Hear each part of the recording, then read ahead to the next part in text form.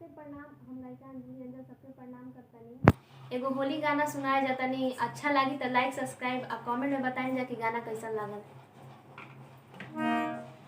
किया सरा धरा के तू भुला गइल राजा जी,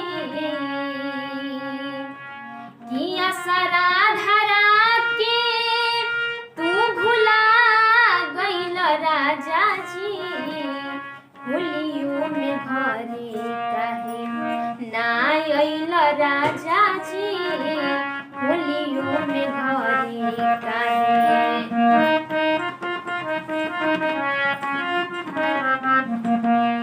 कि फगुनी बेअरिया सैया बेधे अंगे अंगे में, व्याकुल मनवा रहल चाहता वे संग में।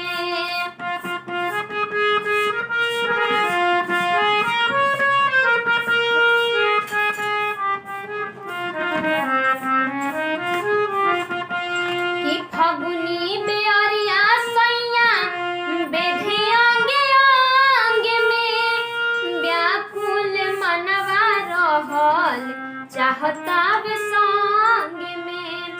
अरे व्याकुल मनवा रहल चाहता वे संग में। कि सगरी तुमा जा कीर कीरा कइल राजा